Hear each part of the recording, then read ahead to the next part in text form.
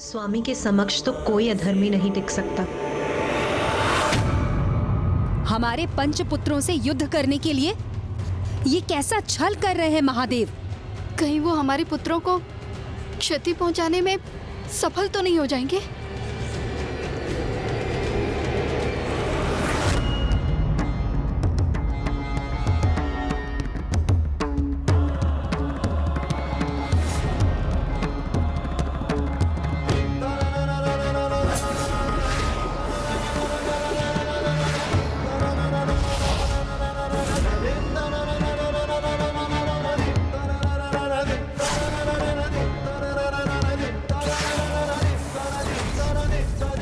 आप मुझे देख सकें उसके पूर्व मेरे शूल आपके वक्ष को भेद देंगे।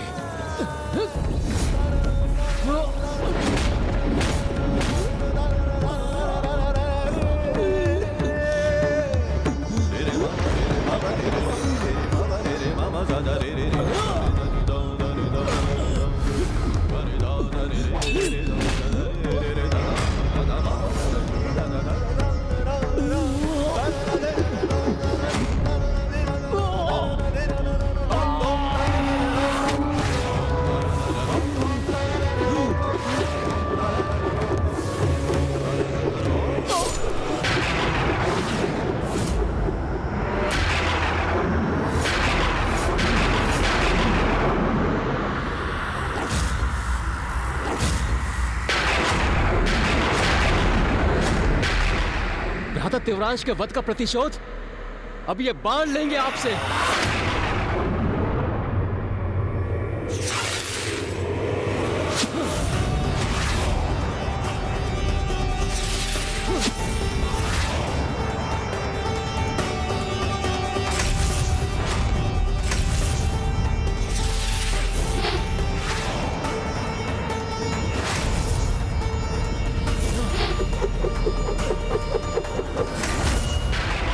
मेरे बाणों से अपना बचाव कैसे कर रहे हैं ये?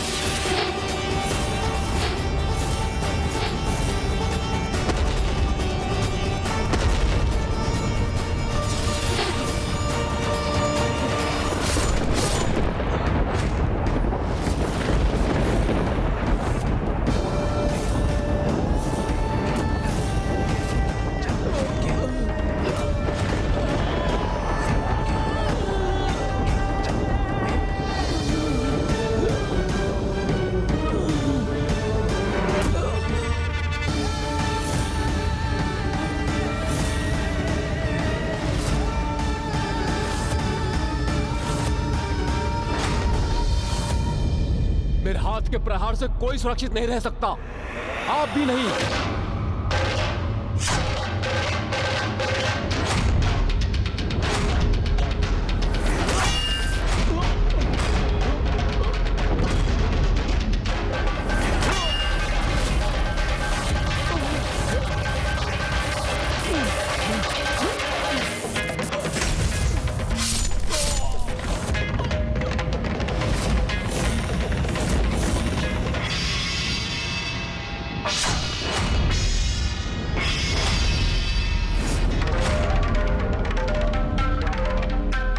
मेरे भ्राताओं की ऐसी दुर्दशा की आपने, तो उसका दंड तो आपको भुगतना ही होगा।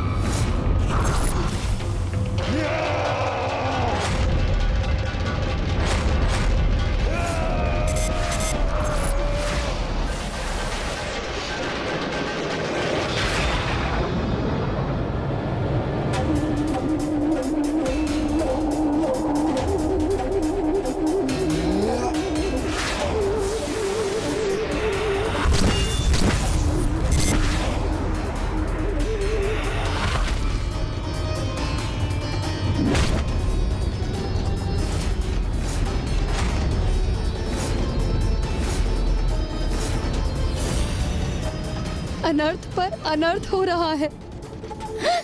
एक एक करके हमारे सारे पुत्रों का वध कर रहे हैं महादेव, और हम इसी प्रकार इस अवस्था में मात्र शोक मनाने के लिए विवश हैं।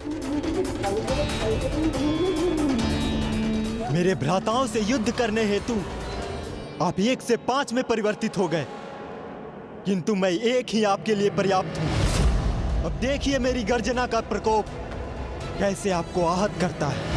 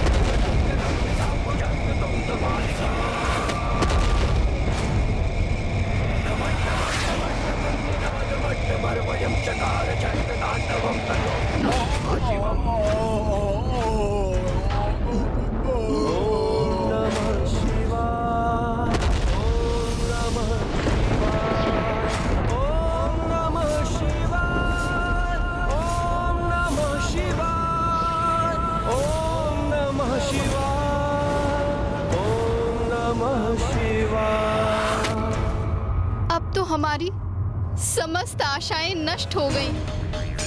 हमारे पुत्र बलधर और गर्जन भी मृत्यु को प्राप्त हुए।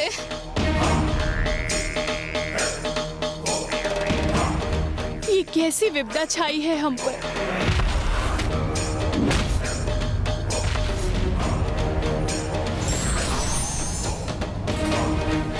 अब हम क्या करेंगे? हमारे समुद्री पाताल को कैसे सुरक्षित करेंगे? कैसे रोके हम उन्हें श्रीहरि नारायण तक पहुंचने से?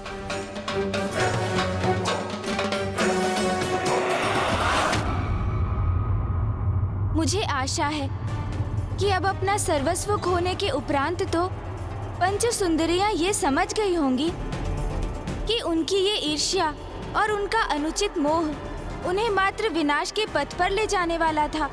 नहीं गौरी पुत्र, उनकी ममता में अभी भी इतनी शक्ति नहीं थी जितना पर पुरुष नारायण के लिए उनका मोह और अपनी बहन देवी लक्ष्मी के प्रति उनकी ईर्ष्या।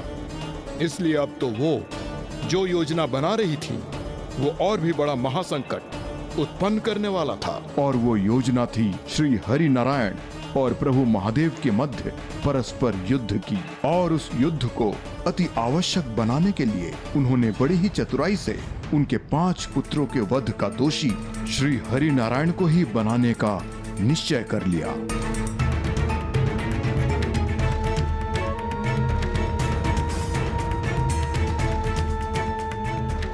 पुत्र तो हम पुनः प्राप्त कर लेंगे प्रभु से, किंतु प्रभु श्री हरि को खोना हमें कदापि स्वीकार नहीं।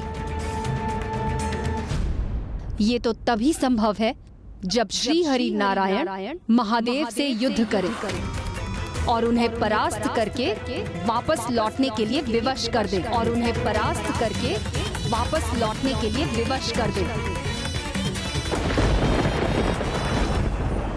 किंतु ये कैसे संभव है? ऐसा ही हुआ है प्रभु। और ये आपके ही कारण हुआ है। मेरे कारण? हाँ प्रभु, आप ही के कारण। जिनका आपने अतिथि रूप में सत्कार करने को कहा था, उन्होंने ही आपके पुत्रों को बड़ी निर्ममता से संहार किया है प्रभु। जिनको आपने इतने मान और सम्मान से द्वार तक छोड़कर आने का आदेश दिया था, उन्होंने ही आपके पुत्रों को मृत्यु के द्वार पर धकेल दिया। जिनकी प्रशंसा में आपने उन्हें दिव्य महायोगी पुकारा था, उन्होंने ही हमसे हमारा मातृत्व सुख छीन लिया। हम पांचों के मातृत्व का ही नहीं प्रभु, अभी तो संपूर्ण पाताल लोक के सैनिकों का वध कर अनेकों माताओं को संतानहीन कर दिया है प्रभु। आपके उस अतिथि ने असंख्य सुहागनों की मांग उजाड़ दी है और अब उसका प्रतिशोध एकमात्र आप ही ले सकते हैं। हाँ प्रभु, एकमात्र आप ही है जो दोषी को दोष का दंड दे सकते हैं। एकमात्र आप ही हैं जो पाताल लोक पर छाए इस संकट से समुद्री पाताल की रक्षा कर सकते हैं। अन्यथा यहाँ के भावी विनाश का संपूर्ण दोष आपका ही होगा।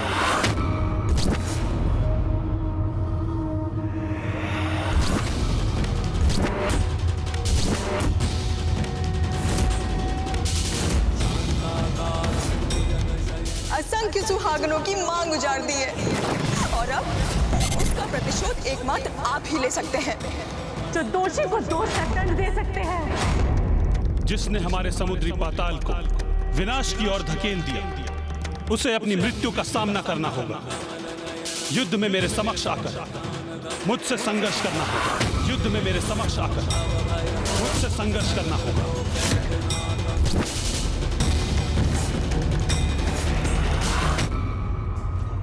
जो कि श्री हरि नारायण के पुत्र उन्हीं के अंश से जन्मे हैं, इसलिए मृत्यु पश्चात उन्हें स्वयं में समाहित कर मुक्ति प्रदान करना ये भी मेरा ही दायित्व है।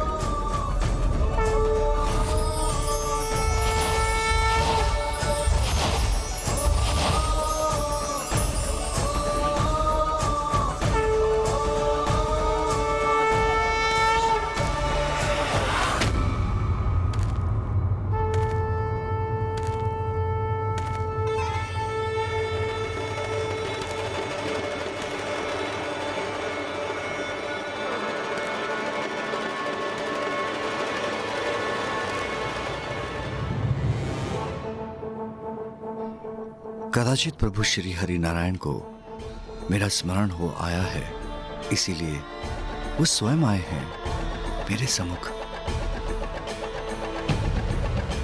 प्रभु,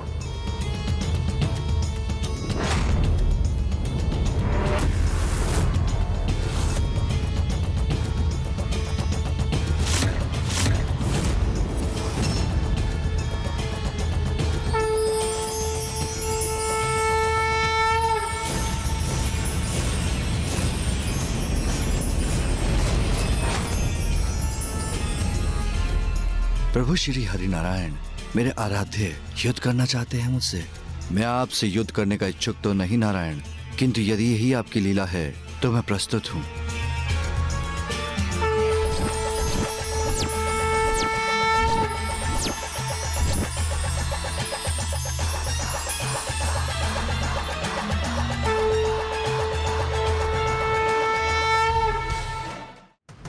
ये कैसी लीला थी प्रभु की?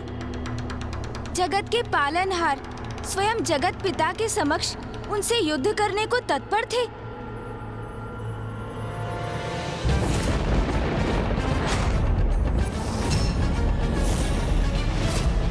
आपने मेरे पुत्रों का वध किया, अब आपको मुझसे युद्ध करना होगा। मुझसे युद्ध करना होगा।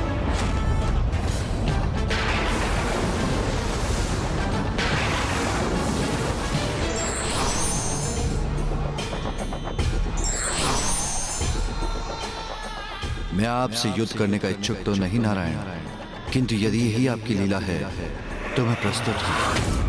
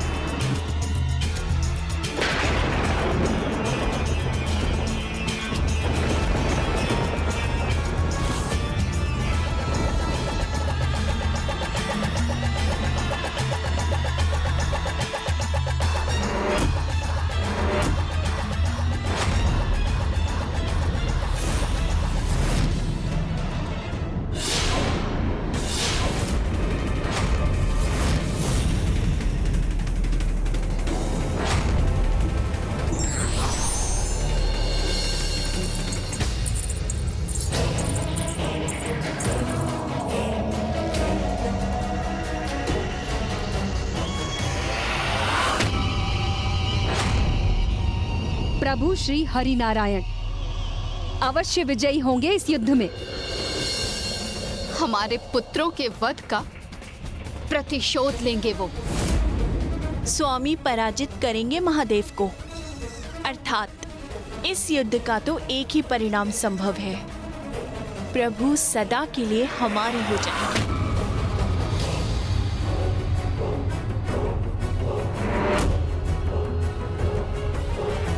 जब कोई स्वयं अपने विनाश के बवंडर में प्रवेश करने के लिए तत्पर हो, तब उनके सभी पाप आचरण, उनके सभी विकार, काम, क्रोध, लोभ, मोह, मद, मत्सर चरम पर होते हैं और उनकी दृष्टि भी वही देख पाती है जो वो देखना चाहते हैं।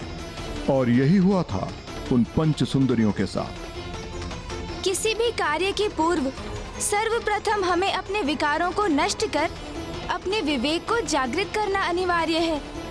तभी उचित विचार के साथ हम उस कार्य को करने में समर्थ होते हैं। आपने सर्वथा उचित कहा गौरी पुत्र। मुझे आप में एक अनूठे तेज, महानता और प्रभुत्व के दर्शन हुए थे, किंतु आपने परिचय दिया अपने क्रोध का, अपनी क्रूरता का। आपने न केवल मेरे 5 पुत्रों का वध किया, अपितु समुद्री पाताल लोक की कई संतानों का वध किया।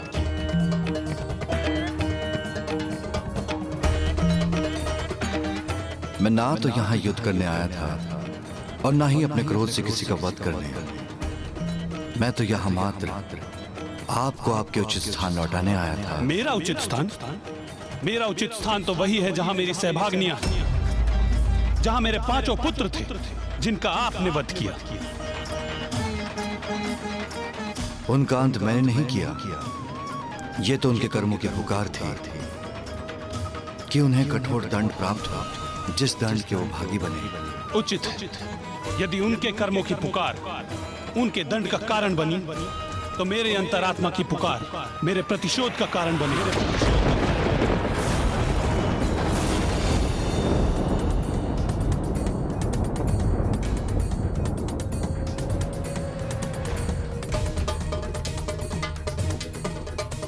नहीं श्री हरि नारायण, प्रतिशोध का भाव आपकी अंतरात्मा की पुकार के कारण नहीं, उन विचारों के कारण है जिन्हें आपके हृदय में स्थित किया गया है। बस महादेव, जिन शब्दों को सुनकर मैंने आपका अतिथि रूप में मान सम्मान किया, अब मैं आपके इन सरल और भोले शब्दों का स्वयं पर कोई प्रभाव नहीं पड़ने दूंगा। अब शत्रु मानकर आप पर प्रहार करूंगा मैं।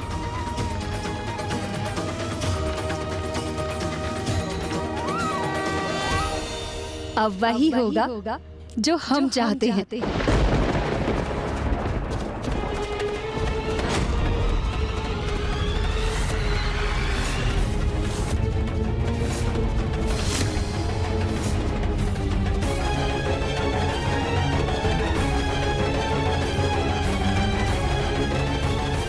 अब हमारे प्राणनाथ, हमारे प्रभु, हमारे पुत्रों के अंत का प्रतिशोध लेंगे।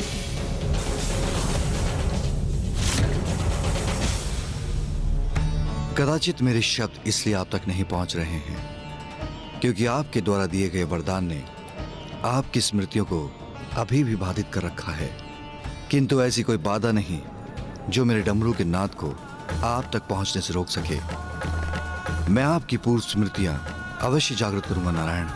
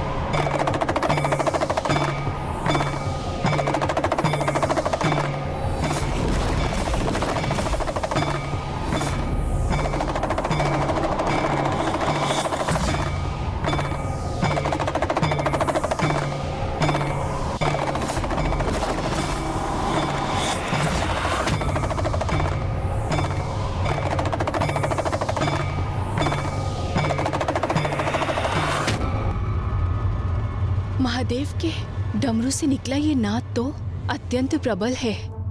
कहीं ऐसा ना हो उसका श्रवण कर प्रभु की स्मृति लौट आए।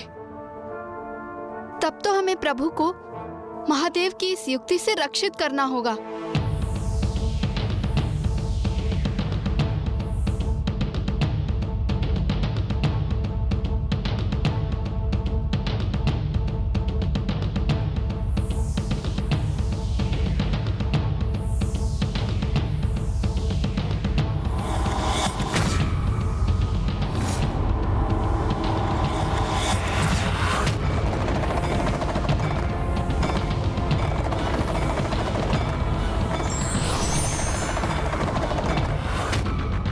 हे प्रभु, हे श्री हरि नारायण, वो आपको अपने डमरू के नाद से उलझाने का प्रयास कर रहे हैं। हे प्रभु, किंतु अपने हृदय में एक ही स्मृति का ध्यान कीजिए, अपने पुत्रों की स्मृति का, जिनका निर्मम वध किया है इन्होंने। हाँ प्रभु, इनकी माया से तनिक भी प्रभावित मत होइए प्रभु। इनकी माया से तनिक भी प्रभावित मत होइए प्रभु। असंख्य सुहागनों की मांग उजाड़ती है। एकमात्र आप ही हैं जो दोषी को दोष का दंड दे सकते हैं।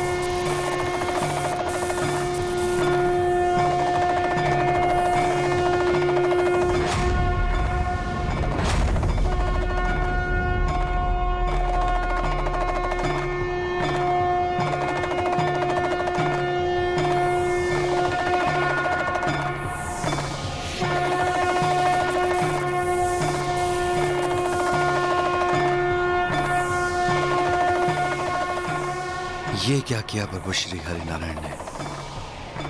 आपने शंखनाद से मेरे डमरू के स्वर को स्वयं तक पहुंचने से क्यों रोक दिया?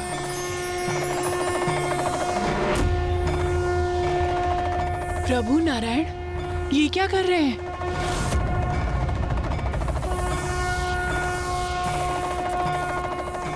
अपने शंखनाद से क्या करना चाहते हैं वो?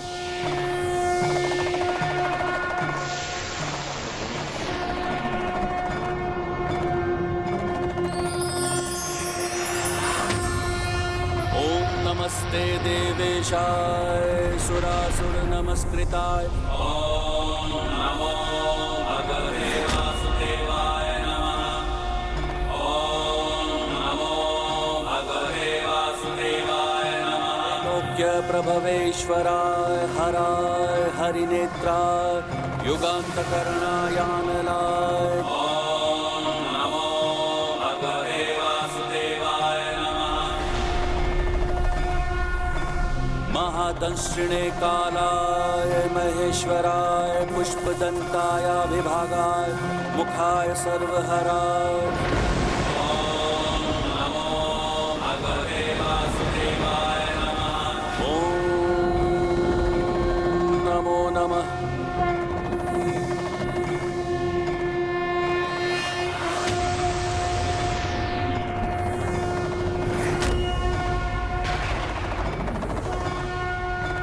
यहाँ पहुँचने वाले महादेव के डमरू और श्री हरि नारायण के शंख के स्वर तो महादेव और नारायण के ही प्रतीक हैं। यदि इनका संयोग हुआ तो समस्त ब्रह्मांड में इनका संयुक्त विस्तार ब्रह्मांड को पावन कर देगा। किंतु इनका परस्पर विरोध और टकराव एक ऐसा विनाशक विध्वंस उत्पन्न करेगा जिससे संपूर्ण संसार का सर्वनाश निश्चित है।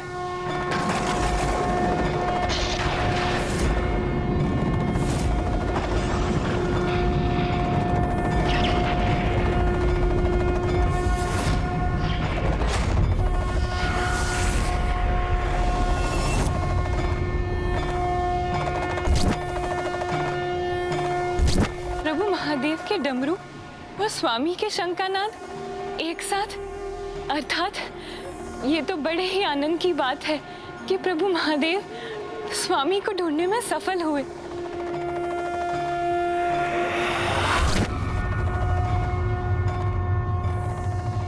किंतु ये दोनों स्वर एक दूसरे से पृथक क्यों हैं? जैसे इनके मध्य कोई स्पर्धा चल रही हो। यदि प्रभु महादेव और स्वामी एक दूसरे के साथ हैं, तो फिर इन दोनों स्वरों का आनंददायक संयुक्त प्रभाव होना चाहिए था, किंतु उसके विपरीत ऐसा क्यों प्रतीत हो रहा है कि ये दोनों स्वर एक दूसरे के विरोध में हो?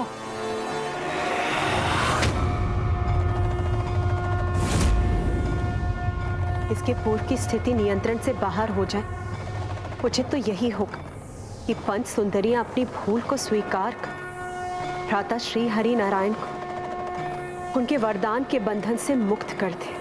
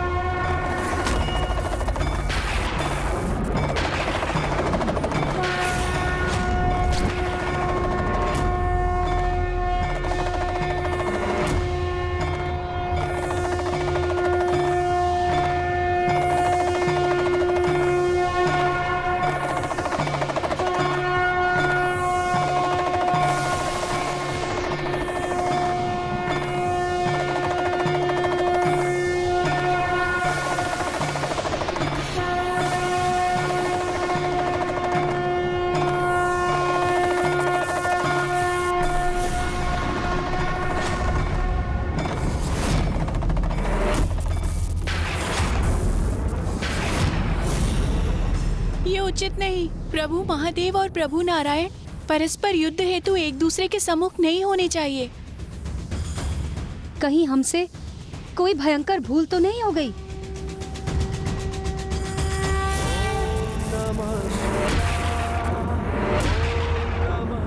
ये तो स्वयं महादेव ही महादेव के सम्मुख है। ओम नमः शिवाय, ओम नमः शिवाय, ओम नमः शिवाय।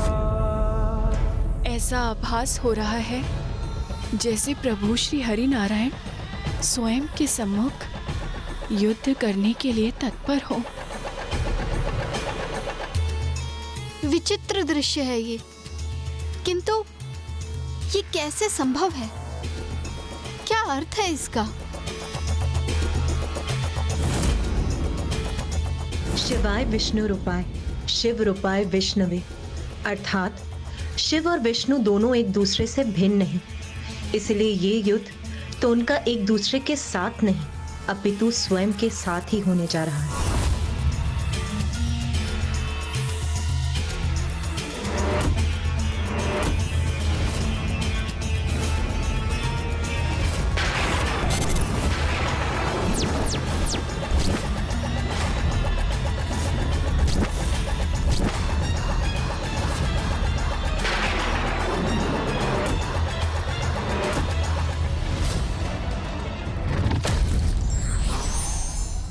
निज स्वार्थ सिद्धि में मनुष्य को इतना भी नेत्रहीन नहीं होना चाहिए कि उसे भावी संकट के बारे में कुछ ज्ञात ही ना हो।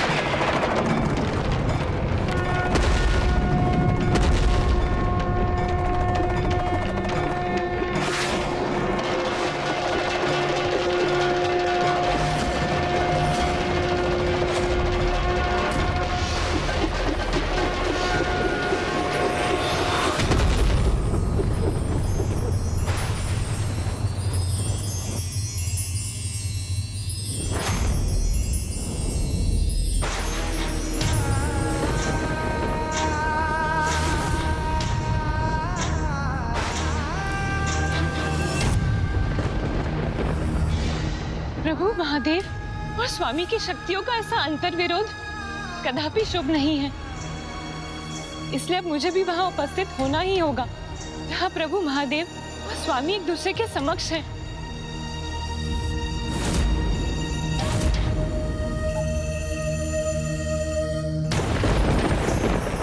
इतना अद्भुत प्रकाश!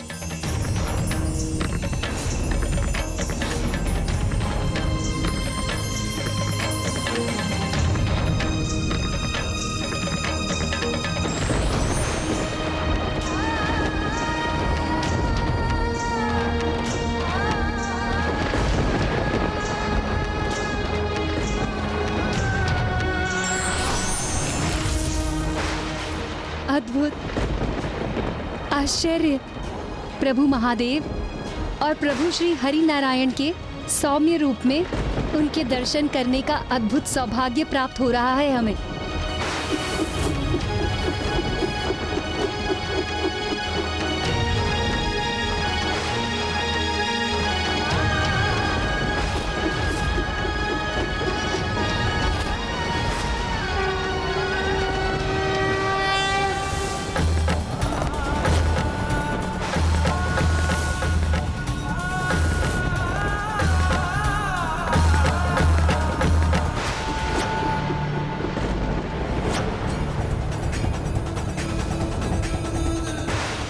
दोनों प्रभु अपनी ऊर्जा के प्रभाव से एक दूसरे को सुरक्षित भी कर रहे हैं।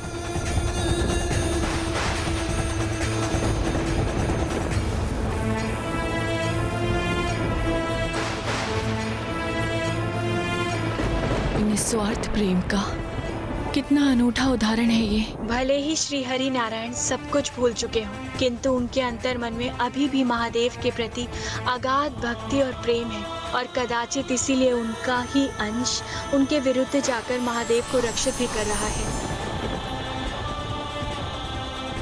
हमारे स्वार्थ से उत्पन्न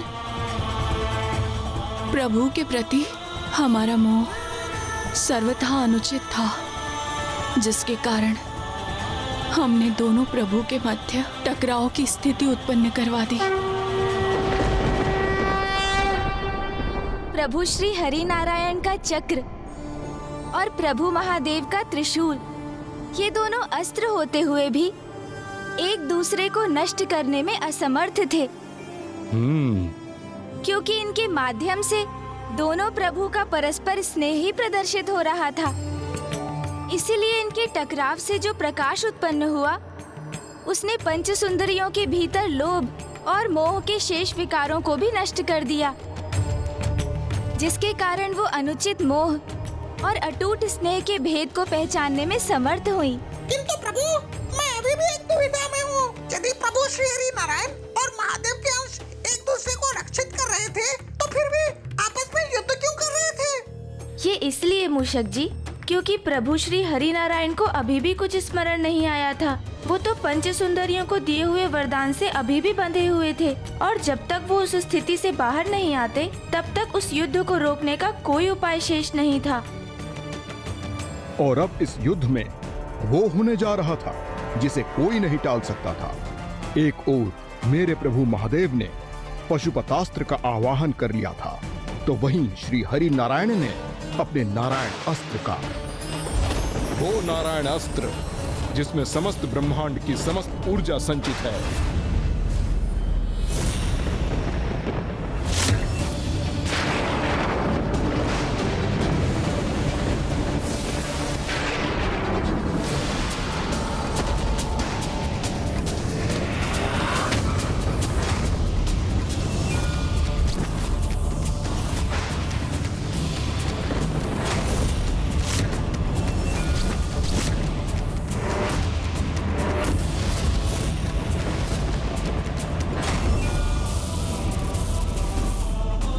हमारे कारण हमारे पुत्रों की मृत्यु हुई, हमारे कारण हमारे पुत्रों का वध हुआ, समुद्र पाताल को क्षति पहुंची, और अब ये कैसा घोर अनर्थ होने जा रहा है।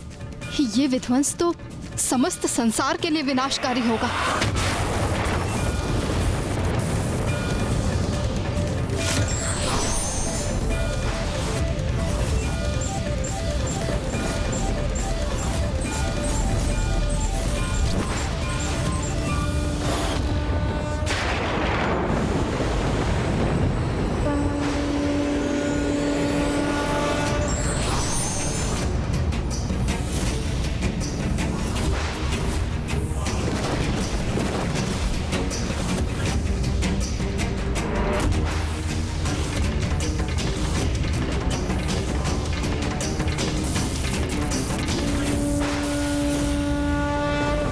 मैं आपसे संघर्ष तब तक करता रहूंगा जब तक कि आपकी स्मृति लौट नहीं आती श्री हरिनारायण। और मुझे पूर्ण विश्वास है ऐसा अवश्य होगा।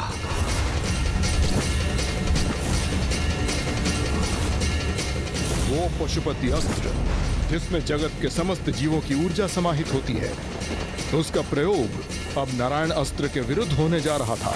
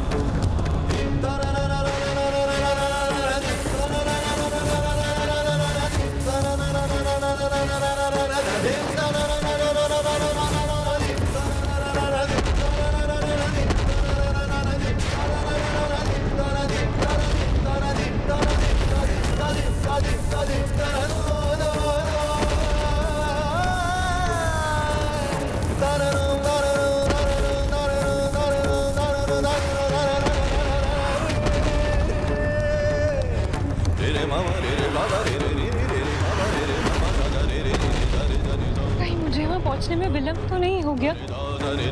वो सर्वनाशी युद्ध आरंभ तो नहीं हो गया?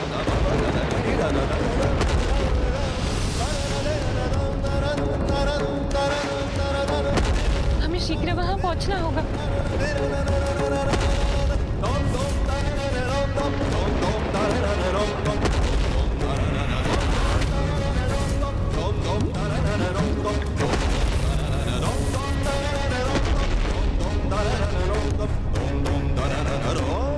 प्रभु की ये कैसी लीला है जो मेरे लिए सर्वथा अकल्पनीय है, वो कैसे घटित हो रहा है आज।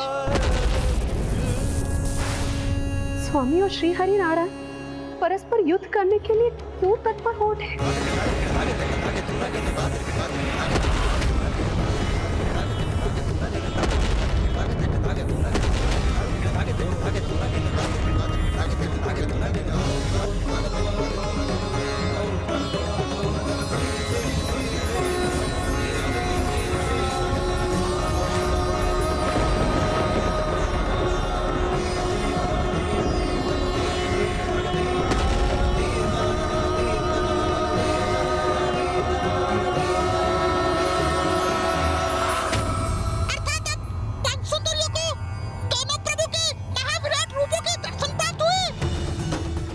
मूषक जी, क्योंकि उनके भीतर के अंतिम दो विकारों अर्थात मद और मात्सर्य अर्थात ईर्ष्या के भाव के भी नष्ट होने के कारण उनका हृदय अब सर्वथा पावन हो चुका था। और ये सत्य है कि जिनके भीतर ये विकार होते हैं वो तो किसी में भी प्रभुत्व के दर्शन करने में असमर्थ रहते हैं, और जो अपने सभी विकारों से मुक्त हो जाते हैं उन्हें कण कण में प्रभु के दर्शन प्राप्त होने लगते हैं। और अब वही हो रहा था उन पंच सुंदरियों के साथ।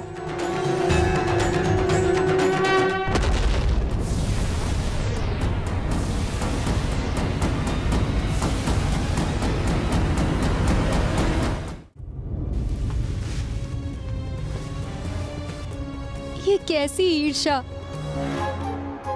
कैसे मात्सर्य के प्रभाव में आ गए थे हम, जो हमने अपने अंदर ही स्थित देवी लक्ष्मी के प्रभु को ही नहीं जगत से उसके पालनहार को छीनने का पाप किया।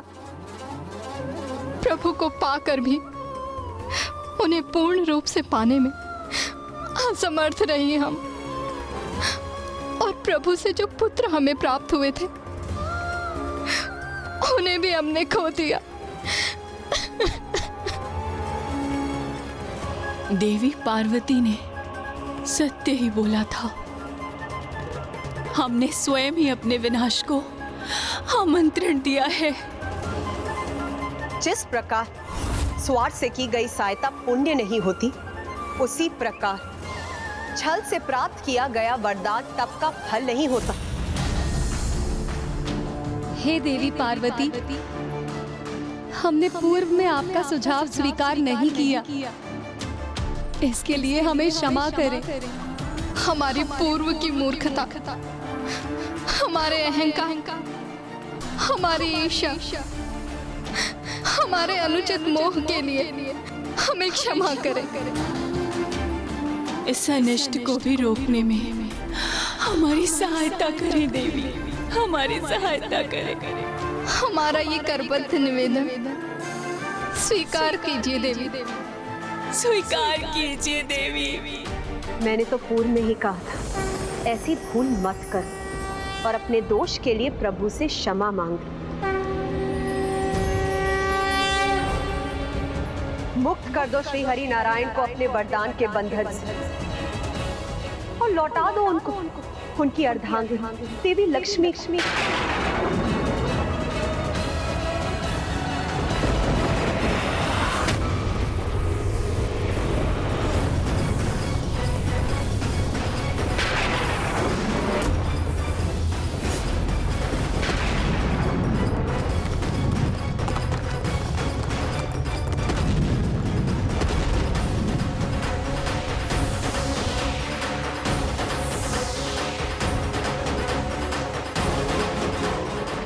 प्रतीक्षा में और विलंब कर रही हो तुम सब। लौटा दो श्री हरि नारायण को देवी लक्ष्मी, मुक्त कर दो उन्हें अपने बंधन से।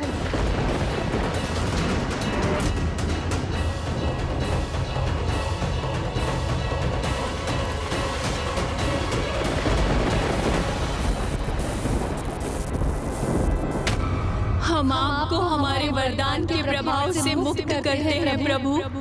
अब आपको न महादेव, न देवी लक्ष्मी और न ही उस जगत को भूलने की आवश्यकता है जिसके पालनहार हैं आप। लौट जाइए अपनों के पास, लौट जाइए अपनों के पास, लौट जाइए अपनों के पास।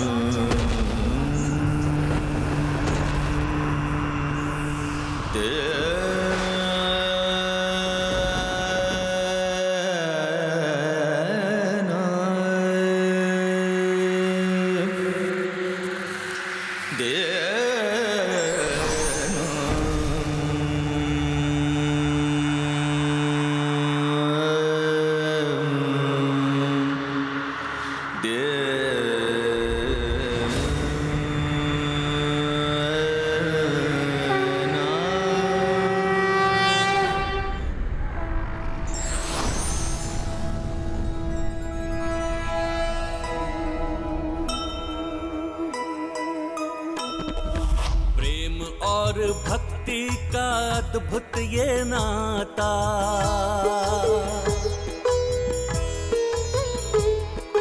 विष्णु और शिव जी के प्रेम को दर्शाए।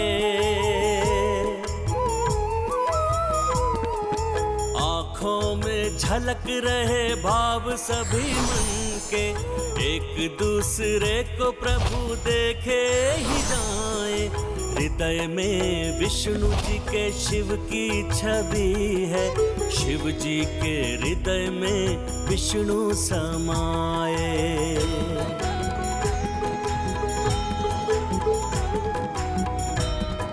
महादेव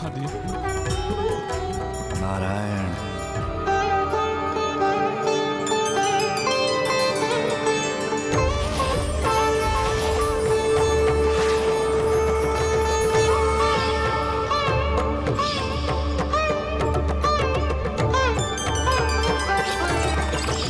देवी लक्ष्मी,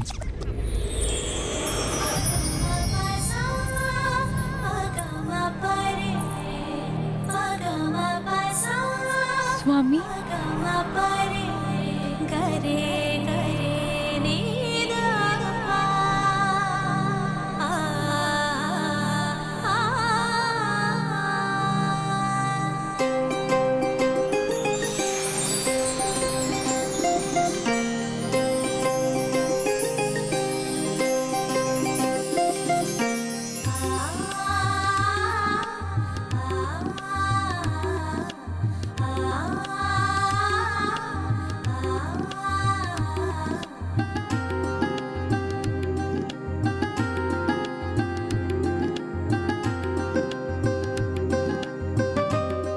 स्वामी,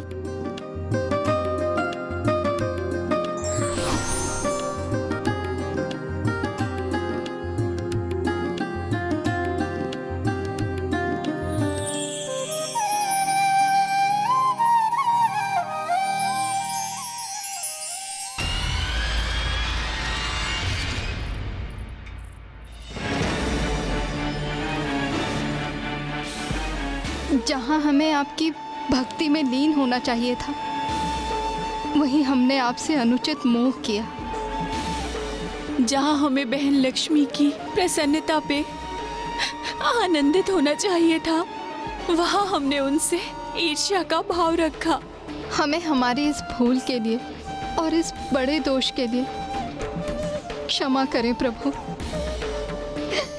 क्षमा करें प्रभु, क्षमा करें, क्षमा करें प्रभु, क्षमा करें।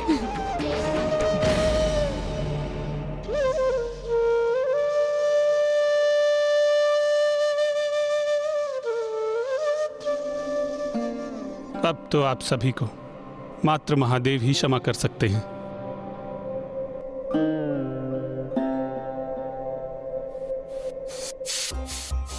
हे दयानिधान, हे प्रभु शिव शंकर, हे महादेव, हमने आपका अपमान करने का दुस्साहस किया है, घोर पाप किया है। हमने आपको प्रभु श्री हरि नारायण को उनके स्थान पर ले जाने से रोकने का अपराध किया है। हमें क्षमा करें प्रभु, हमें क्षमा करें। क्षमा कर दीजिए प्रभु, क्षमा कर दीजिए प्रभु, हमें क्षमा कर दीजिए।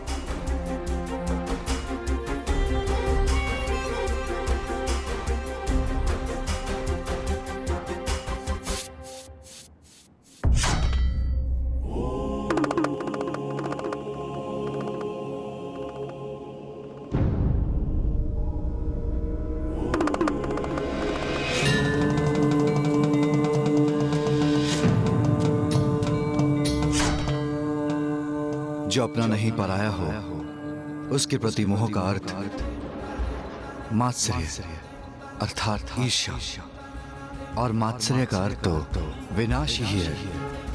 प्रत्येक जीव को इसका सदैव ध्यान रखना चाहिए, क्योंकि जब भी ईर्ष्या का जन्म होता है तो वो ईर्ष्या सर्वनाश के साथ ही मिटती है।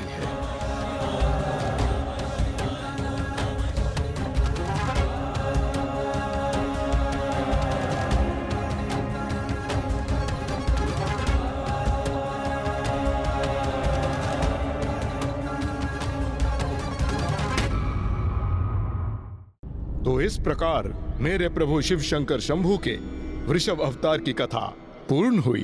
अर्थात प्रभु ने अपने प्रभु वृषभ अवतार से उत्तम जीवन का एक नवीन सूत्र स्थापित किया कि कभी भी किसी पराई वस्तु अथवा व्यक्ति के प्रति मोहित नहीं होना चाहिए, और ना ही किसी भी प्रकार की ईर्ष्या को अपने हृदय में स्थान देना चाहिए, क्योंकि जो पराया है वो कभी अपना नहीं हो सकता। अब हमें प्रभु वृषभ की स्तुति करनी चाहिए।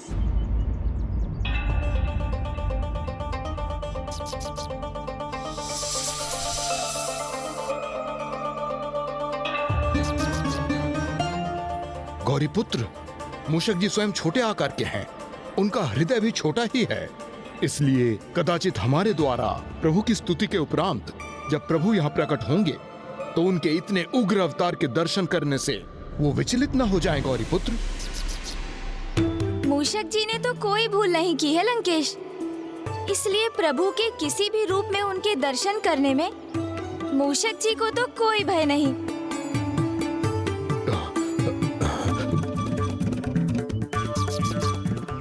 किंतु गौरीपुत्र,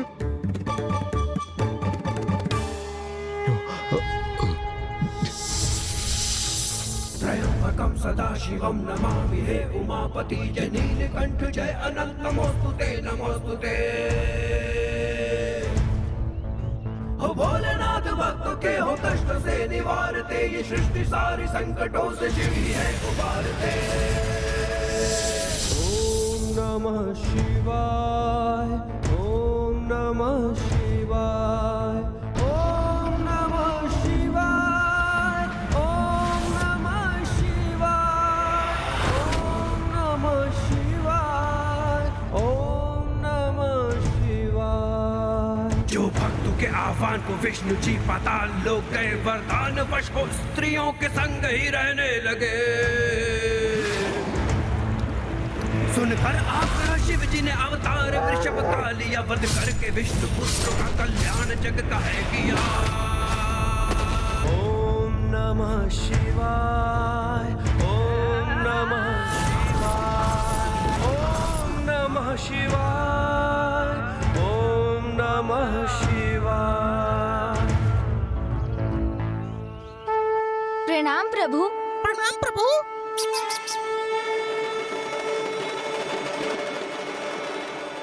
लंकेश रावण का भी प्रणाम स्वीकार कीजिए प्रभु।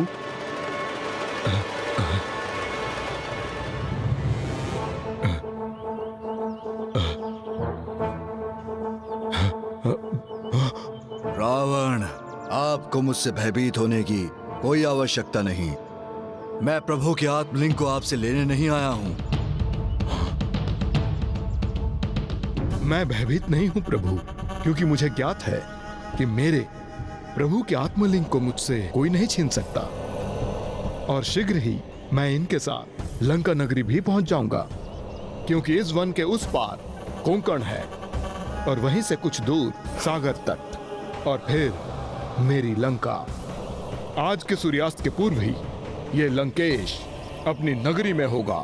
आप भूल रहे हैं लंकेश, तट के निकट पहुंचने पर भी नौका का डूबना संभव है, और फिर यहाँ जो कुछ भी पराया है वो तो पराया ही रहता है।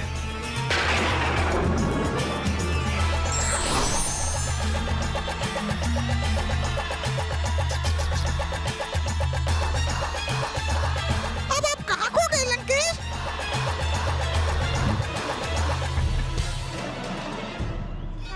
आप ऐसे स्तब्ध क्यों रह गए लंकेश?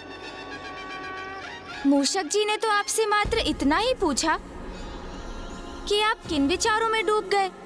मेरे विचार से गौरी पुत्र, अब यहाँ मूषक महाराज का कार्य संपन्न हुआ, इसलिए अब इन्हें यहाँ से लौटना चाहिए, अन्यथा ये हमारी गति मध्यम कर देंगे और मुझे शीघ्र लंका पहुंचना है।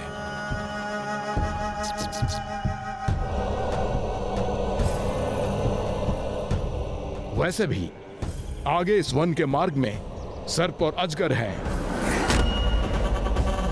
तब तो आप दोनों ही आगे बढ़िए, मैं स्वयं ही लौट जाता हूँ।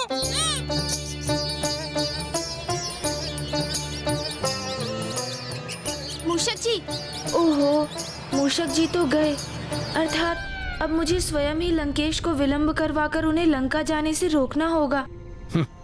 मूषक। लंकेश, जल ग्रहण कीजिए।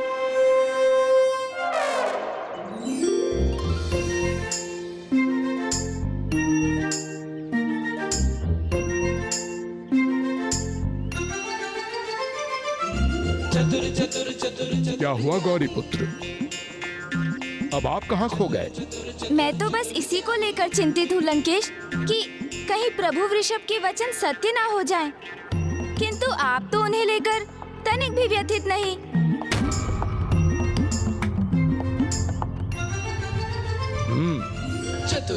मुझे एक बात बताइए गौरी पुत्र, प्रभु अपनी संपूर्णता में किस रूप में प्रकट होते हैं?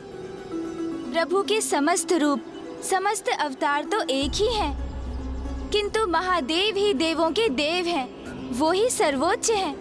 उचित कहा आपने, क्योंकि वो ही महानतम हैं। और अब ये भी बताइए मुझे कि संसार में प्रभु का महानतम भक्त कौन है? महादेव के महानतम भक्त लंकेश, परशुराम जी।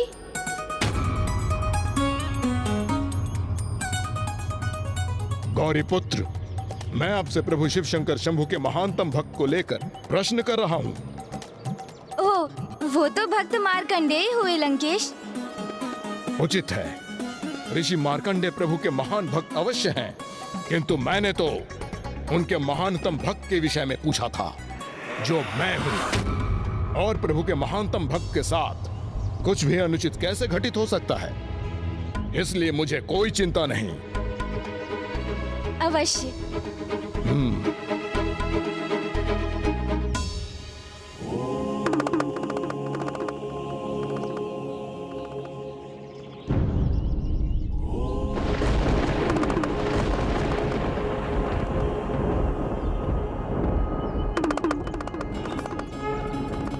और देखिए गौरी पुत्र, मेरे प्रभु शिव शंकर शंभु तो सदा मेरे साथ हैं।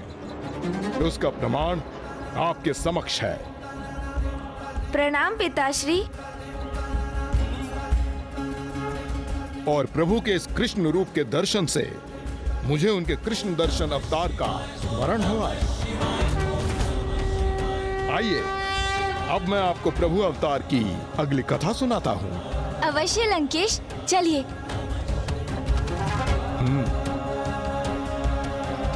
वो कृष्ण दर्शन अवतार जिन्होंने जगत को ये सीख दी कि कभी किसी वस्तु अथवा यहाँ तक कि स्वयं अपने पुण्यों के प्रति कोई आस्तिक नहीं होना चाहिए। ओम नमः शिवाय, ओम नमः शिवाय, ओम नमः शिवाय, ओम नमः शिवाय, ओम नमः शिवाय, ओम नमः शिवाय। मैं शब्द अहंकार का सूचक है, इससे स्वयं को सदैव ही दूर रखना चाहिए, क्योंकि एक भक्त की महानता वो स्वयं नहीं अपितु संसार ही नियत करता है। तुम्हारा पराक्रम, तुम्हारा युद्ध कौशल अद्भुत है। बस इस बात का दुख है कि वो यहां नहीं है। तुम आठों के साथ।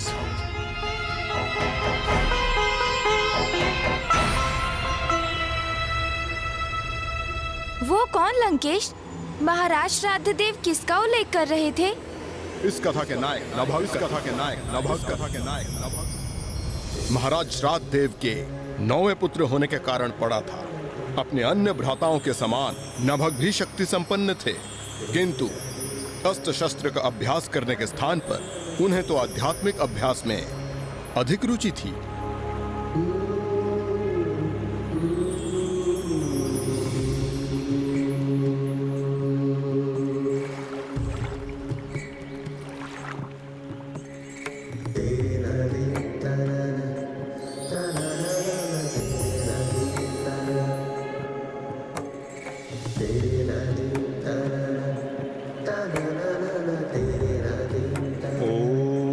नमः शिवाय, ओम नमः शिवाय, ओम नमः शिवाय, ओम नमः शिवाय, ओम नमः शिवाय, ओम नमः शिवाय। इस प्रकार बहुत समय बीत गया और जब श्राद्ध देव वृद्ध हो गए तो राज्य का कार्यभार का दायित्व उनके 8 पुत्रों ने संभालना आरंभ कर दिया।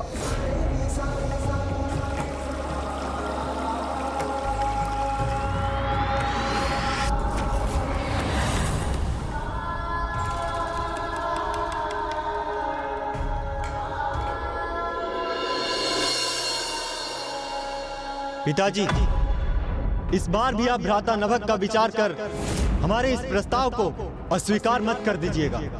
क्यों ना विचार करूं मैं उसके बारे में। वो मेरा पुत्र और तुम्हारा भ्राता है। मेरे ऊपर और समस्त राज्य के ऊपर उसका भी उतना ही अधिकार है जितना तुम सभी का है। हाँ पिताजी, उचित कहा आपने, किंतु अधिकार प्राप्त करने के लिए कर्तव्यों का पालन करना पड़ता है। उनकी अनुपस्थिति में इतने वर्षों से हम 8 भ्राता इस राज्य का देख रेख कर रहे हैं, फिर इस राज्य पर अनुज नभग के अधिकार का क्या औचित्य है? और पिताजी, ये तो आपको भी ज्ञात है कि भ्राता नभग राजपाट में नहीं अपितु मात्र पूजा पाठ में रुचि रखते हैं। और जो अब नहीं लौटा वो भला कब तक लौटेगा? और पिताजी, हम उसकी प्रतीक्षा क्यों करें जिसने ना पुत्र का उत्तरदायित्व निभाया और ना राजपुत्र का? इसलिए जो आपके पास नहीं है उनकी चिंता त्याग कर जो आपके पास है उनकी चिंता करे पिताश्री। अपने राज्य को 8 भागों में विभाजित कर हम सभी भ्राताओं को सौंप दीजिए, जिससे हम सुचारू रूप से राजकाज के दायित्वों को संभाल सकें।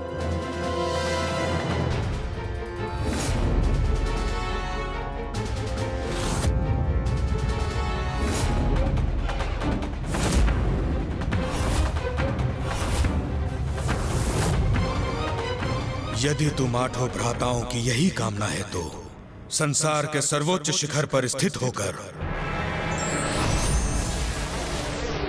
मैं मनु श्राद्ध देव संसार की सभी 8 दिशाओं को मैं तुम सभी 8 भ्राताओं में विभाजित करता हूं।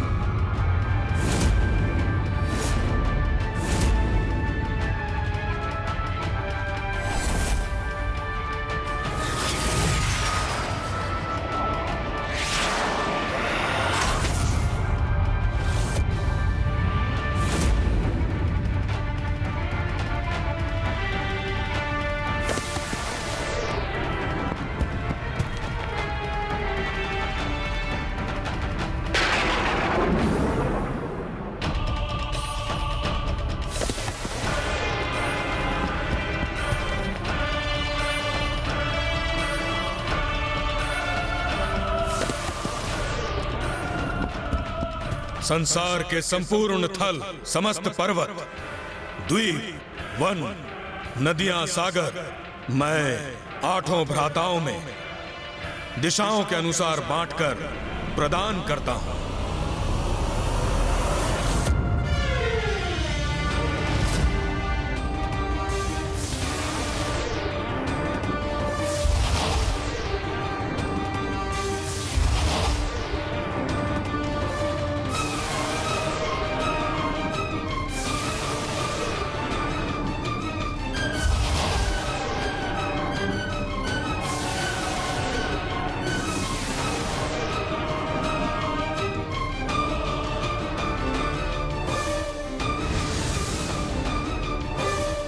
अर्थात उन्होंने अपने 9वें पुत्र नभग को देने के लिए कुछ शेष नहीं रखा।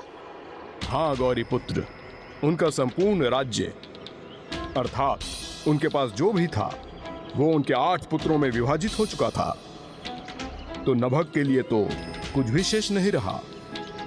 इसकी चिंता और ग्लानि के कारण ही महाराज श्राद्ध देव के स्वास्थ्य का हनन होने लगा, और इस अवस्था में भी उनके मुख, उनकी जीवा पर एक ही नाम था।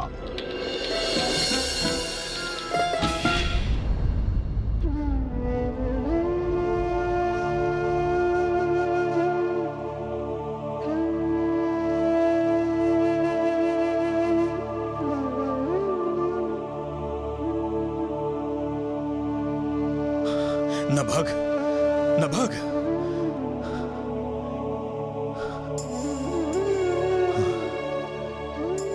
कहाँ है मेरा पुत्र नभग? वो आ गया क्या?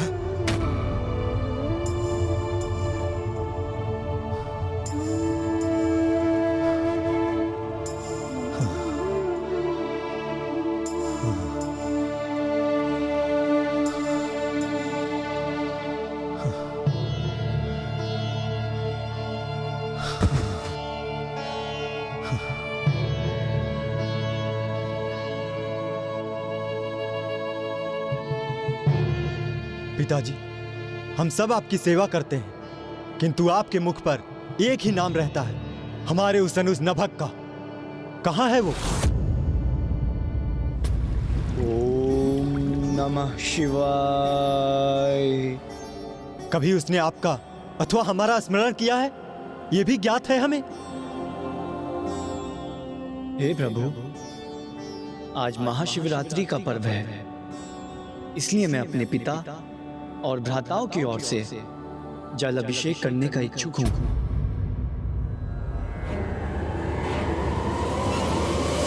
ॐ त्र्यम्बकं यजामहे सुगन्धिं पुष्टिवर्धनम् उर्वारुकमिव बन्धनान् मृत्युर्मुक्षीयमामृता।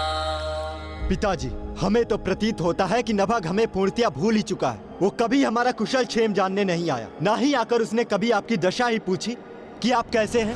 ओम नमः शिवाय। हे प्रभु, कृपा कर मेरे इस जल अभिषेक का फल मेरे पिता और मेरे भ्राताओं को प्रदान करें।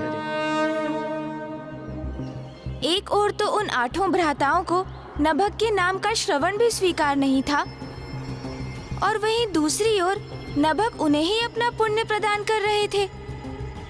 हाँ गौरी पुत्र, उन 8 भ्राताओं की तो यही मान्यता थी कि वही 8 राज्य के समस्त कार्य कर रहे थे, और धीरे धीरे उन्होंने अपने पिता के निकट जाना भी कम कर दिया। अर्थात लंकेश, उन विशाल राज्यों का उत्तरदायित्व निभाने वाले उन 8 पुत्रों के लिए पिता की सेवा का दायित्व निभाना अब कष्टदायी होने लगा था। हाँ गौरी पुत्र, किंतु अब समय आ गया था इस स्थिति में एक बड़ा परिवर्तन आने का। ओम नमः शिवाय। ओम नमः शिवाय। ओम नमः।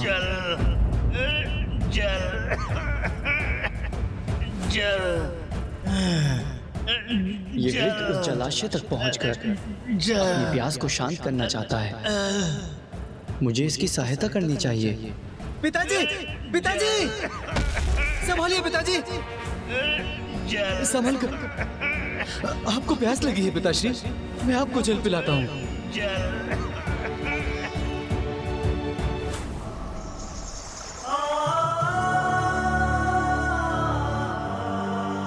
अद्भुत है पिता और पुत्र का संबंध। पुत्र के जीवन के आरंभ में पिता पुत्र को उंगली पकड़कर उसका मार्गदर्शन करते हैं, उसके सहायक बनते हैं, तो फिर आयु में वृद्धि होने पर पुत्र पिता का सहायक बनता है। यदि ये बालक अपने पिता के प्रति कर्तव्य निभा रहा है, तो मैं कैसे चूक गया? मेरे पिता भी तो अब वृद्धावस्था में ही होंगे, उन्हें भी मेरी सहायता की आवश्यकता होगी। मेरे भ्राता अवश्य वहाँ हैं, किंतु मुझे इस समय उनके साथ होना चाहिए। मुझे अपने कर्तव्य का निर्वहन करना चाहिए।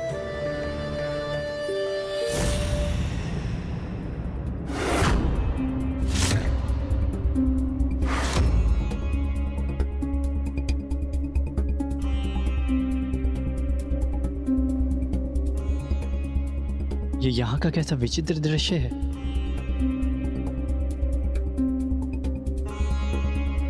आठ सिंहासन,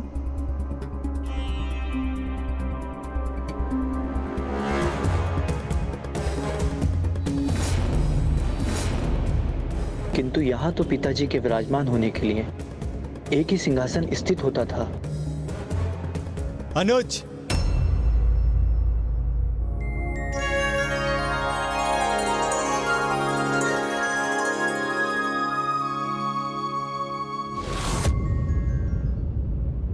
तुम यही विचार कर रहे हो ना कि पूर्व में इस राज्यसभा में एक ही सिंहासन था और अब 8 सिंहासन कैसे हैं?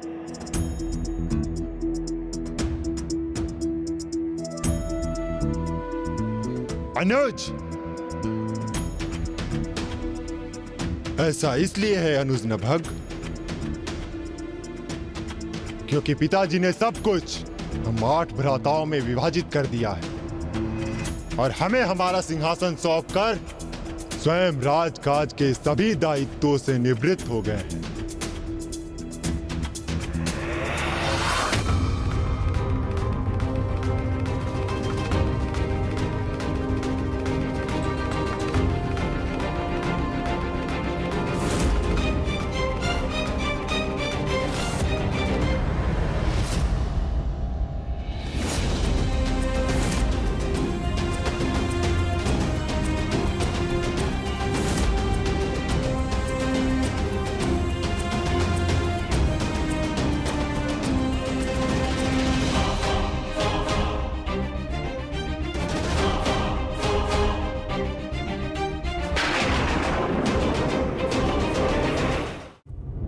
प्रणाम भ्राताओं।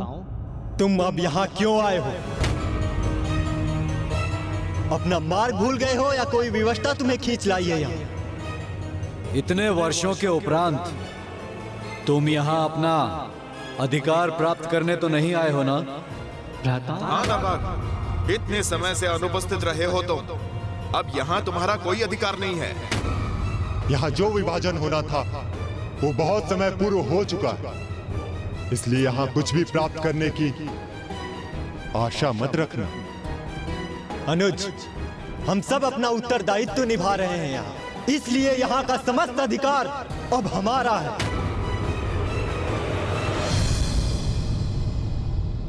भ्राताओं, मेरी सर्वप्रथम ये जिज्ञासा तो शांत कीजिए कि आप सभी कैसे हैं और पिताजी वो कहाँ हैं? कैसे हैं वो? कदाचित हमें भावुक करने का प्रयास कर रहा है ये।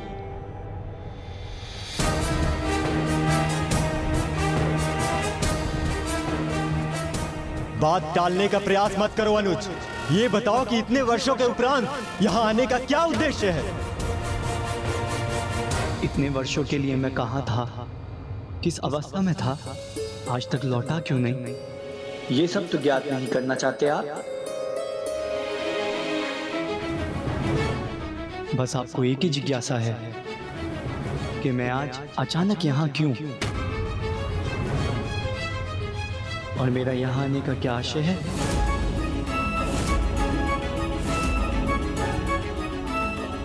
यदि ये इस राज्य में अपना भाग मांगेगा तो हम इसे कदापि नहीं देंगे। भ्राताओं, मैं मात्र इतनी अनुमति चाहता हूँ कि आप मुझे पिताजी से मिलने का अवसर दें।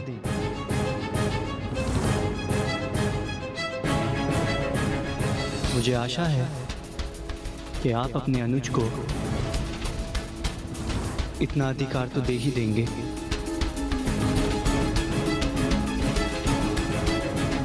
मुझसे, एक पुत्र से अपने पिता के दर्शन करने का अधिकार तो मत छीनिए आप।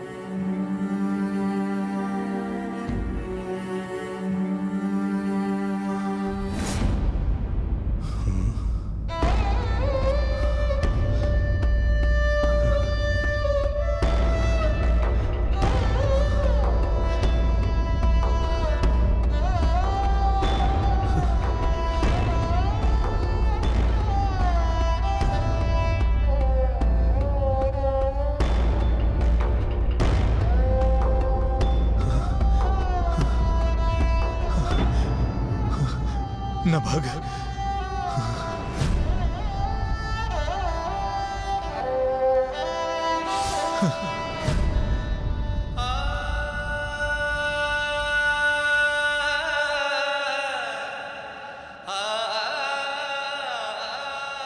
इस आशा में कि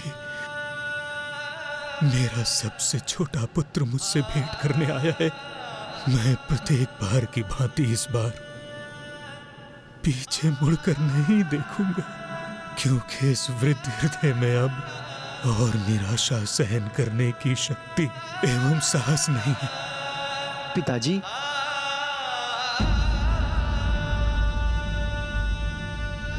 पुत्र, कब तुम वास्तव में मेरी दृष्टि के सम्मुख होगे?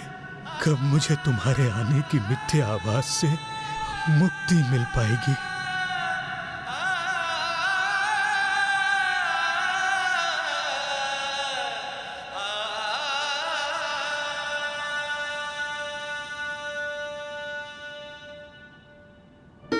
पूर्व में मात्र मुझे इस बात का आभास होता है कि नभग मुझे मिलने आया है, किंतु इस बार तो उसकी पुकार सुनाई दे रही है मुझे। ये स्वर तो आपके नभग का ही है। देखिए पिताजी, आपका नभग ही आया है यहाँ।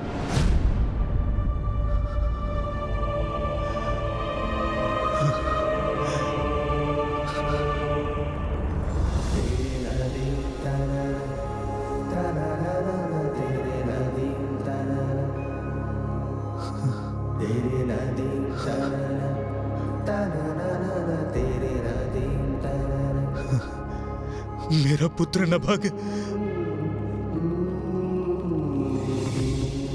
नभग, नभग, पिताजी, नभग, पिताजी, संभालिए स्वयं को।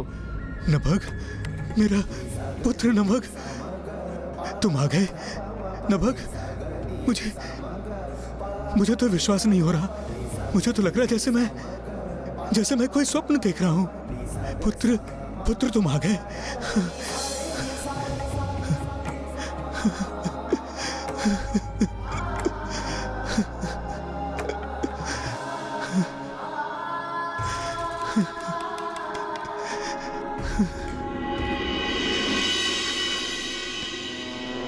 भ्राता,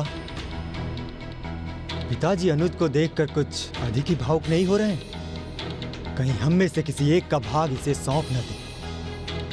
वर्षों बाद स्मरण हुआ है इसे पिताजी का, जबकि वर्षों से सेवा हम कर रहे थे, और इसका फल ये पाना चाहता है। आपके दर्शन कर मुझे अत्यंत आनंद का आभास हो रहा है पिताजी। मेरा परिणाम स्वीकार कीजिए।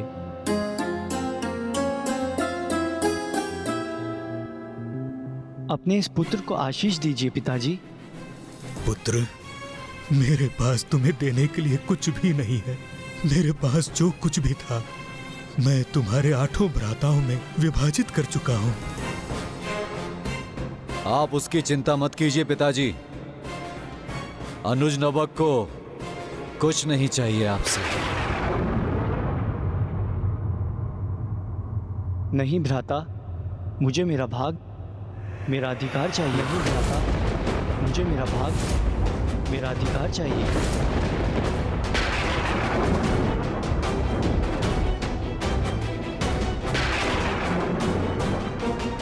मुझे ज्ञात था, इतने वर्षों तक वन में वास करने पर भी सांसारिक सुखों के प्रति तुम्हारी आसक्ति नष्ट नहीं हुई। इधर उधर भटकने के पश्चात थक चुके हो तो बिना श्रम किए आ गए यहाँ अपना अधिकार मांगने।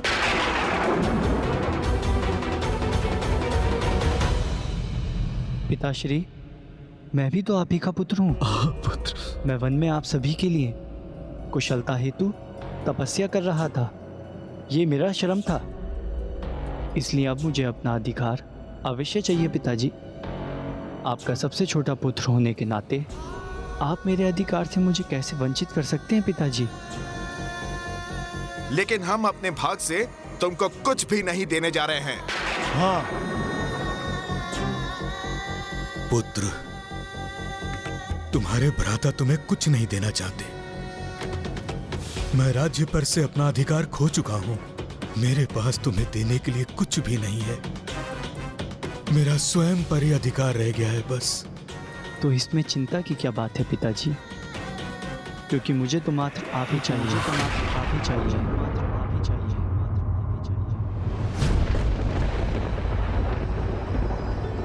क्या क्या मांगा आपने पिताजी से?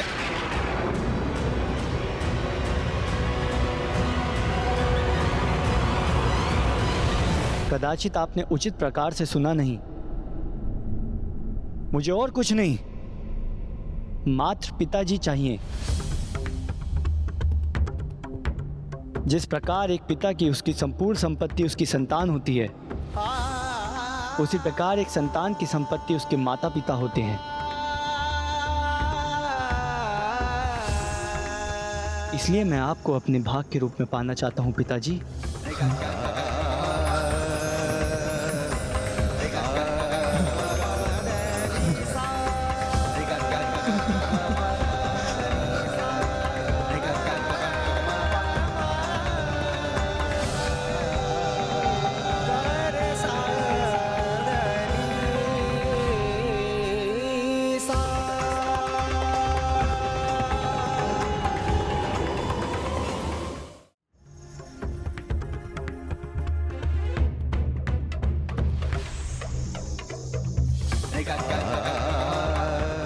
क्यों?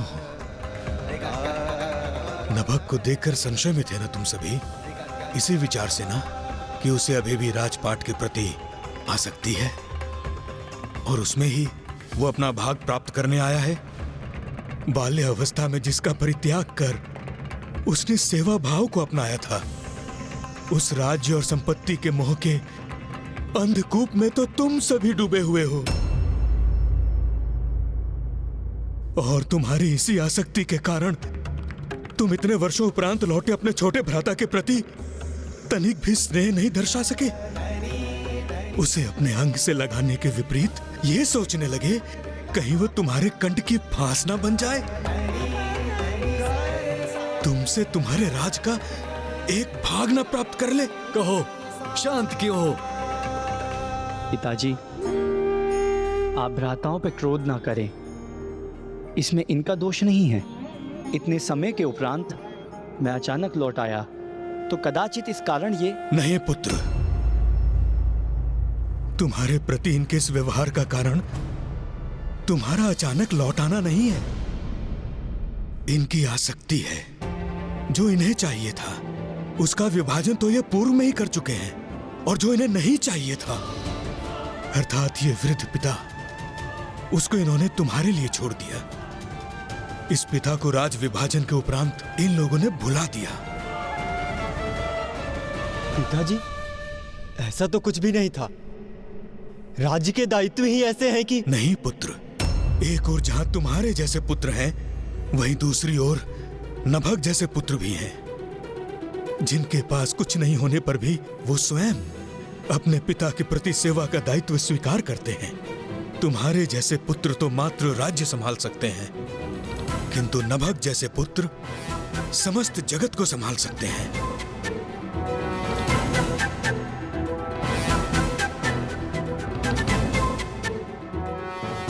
और इस प्रकार नभग अपने पिता के साथ महल छोड़ अब एक कुटिया में रहने लगे, किंतु वहां भी तो उन्हें अब एक नवीन समस्या का सामना करना था। गौरी पुत्र,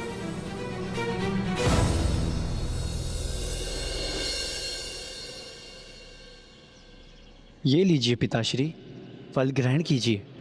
पुत्र, तुम भी कुछ फल क्यों नहीं ग्रहण करते हो? मुझे तनिक भी भूख नहीं है। मेरा उदर पूर्ण रूप से भरा हुआ है। उदर भरा हुआ है, या तुम मुझे जो फल प्रस्तुत कर रहे हो उसके अतिरिक्त भोजन के लिए तुम्हारे पास कुछ भी नहीं? नहीं नहीं पिताजी, ये सत्य है। मेरा उदर पूर्ण रूप से भरा हुआ है। तुम्हारा उदर तो मेरी सेवा से ही भर जाता है। पुत्र, मुझे इस बात का बहुत दुख है कि मैंने अपना सारा राजपाट तुम्हारे भ्राताओं को दे दिया, और यदि तुम्हें कुछ प्राप्त हुआ वो इस वृद्ध पिता की देखरेख का उत्तरदायित्व। इस उत्तरदायित्व को निभाने का फल तो मुझे अवश्य प्राप्त होगा पिताजी। आपका पुत्र सारी व्यवस्था कर लेगा, क्योंकि जिन प्रभु ने ये उदर दिया है उसे भरने का उपाय वे अवश्य देंगे। मार्ग है पुत्र, मार्ग है। यहां निकट में ही अंग्रेज गोत्रीय ब्राह्मण वास करते हैं। वो एक महायज्ञ कर रहे हैं। मैं चाहता हूं कि इस महायज्ञ में तुम उनकी सहायता करो, और यज्ञ के पश्चात जो शेष बचे उस अवशिष्ट को यहां लेकर आओ। उससे हमारा जीवन यापन हो जाएगा। जो आज्ञा पिताश्री।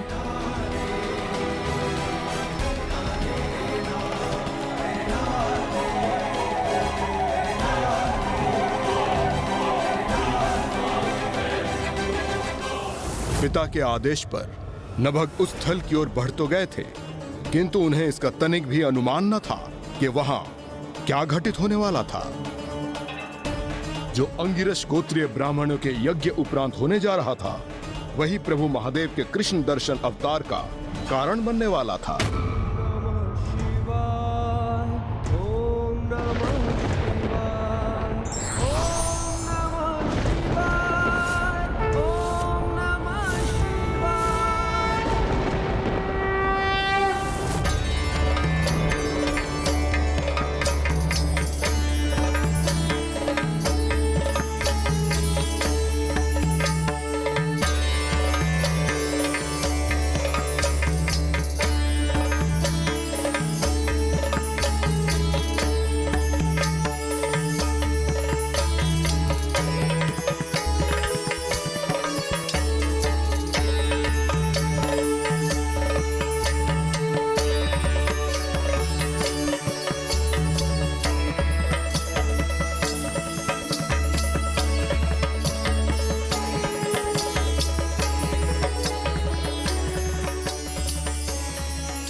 ये कैसा विचित्र यज्ञ स्थल है जहां मुझे मात्र कुछ गतिशील दिव्य ऊर्जाओं के ही दर्शन प्राप्त हो रहे हैं।